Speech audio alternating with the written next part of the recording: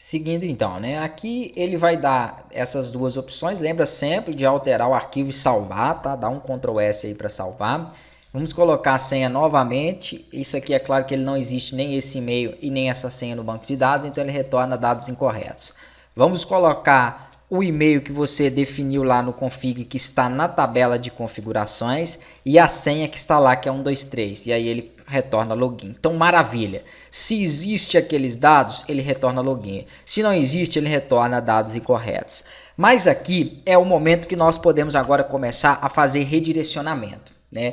Seja ele para o painel, se ele estiver autenticado, ou para a tela de login de novo, caso ele não esteja autenticado. Como que funciona esses redirecionamentos? Vamos colocar aqui um echo. Agora, em vez de colocar login, nós vamos abrir um script, utilizando então a inicialização do JavaScript, tá? Vou fechar aqui o script e para redirecionar ele, eu, por exemplo, gosto de utilizar o window.location. E aqui no window.location eu coloco igual e aqui entre aspas eu coloco o local para onde ele vai. Eu vou chamar só de painel, por enquanto é isso, window.location, painel. Caso ele não encontre, o que vai acontecer? Ele volta para a index.php, que é a nossa página de login, né? E aqui então, depois que ele voltou para a nossa página de login, ou até mesmo antes, ele pode receber também um outro parâmetro em script, que é um alert, que mostra um texto na tela. Então, por exemplo, dados incorretos.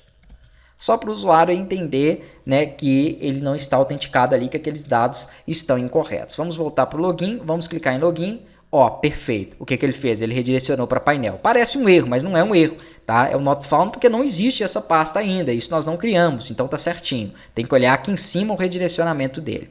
E aqui, se tiver errado, ó, 1, 2, 3, 4, ele vai simplesmente mostrar o alert, que é essa mensagem, né? Dados incorretos, você clica em OK e ele devolve para o login.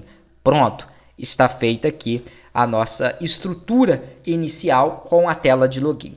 Eu não precisei buscar isso aqui direto no banco de dados, porque eu já tenho esses dados aqui, ó, tá? Se eu não tivesse aqui, se eu tivesse uma tabela de usuários, eu teria que ter feito um select igual a esse na tabela de usuário, buscando o e-mail e a senha. É possível fazer isso ali também, tá? Para que ele possa fazer essa verificação e autenticar isso aí.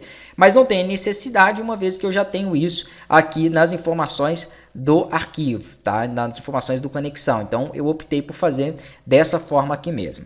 Agora, uma outra coisa aqui interessante que nós podemos fazer é o seguinte. Primeiro, vamos criar essa pasta do painel.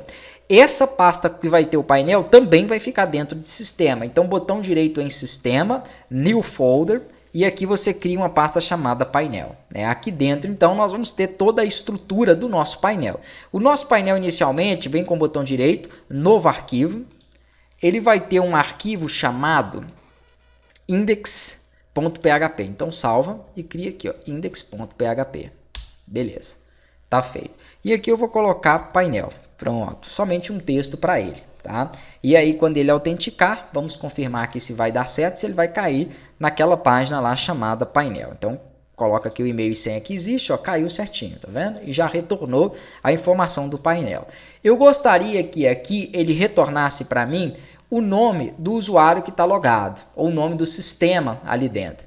Para poder fazer isso, nós podemos fazer o seguinte, vamos criar uma variável de autenticação, tá? Que é uma variável de sessão.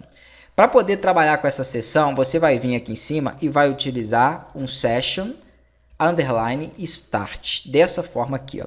O arroba é pelo mesmo motivo que eu falei no count, para a questão aqui de versão do PHP ou para a questão de essa sessão já está aberta, ele não te dá nenhum alerta ou nenhum aviso. Então, pode utilizar aqui o session start, porque nós vamos começar a trabalhar com variáveis de sessão, e assim que ele tiver feito aqui esse login, eu crio uma variável de sessão chamada pode ser aqui o nome. E essa variável de sessão chamada nome, ela recebe o nome do sistema. Ou poderia fazer... não, vamos deixar assim por enquanto. Não vai fazer muita diferença isso não. Vamos colocar aqui, ó, nome sistema. Pronto. E agora aqui dentro eu vou mostrar quem? A variável de seção nome. Tá?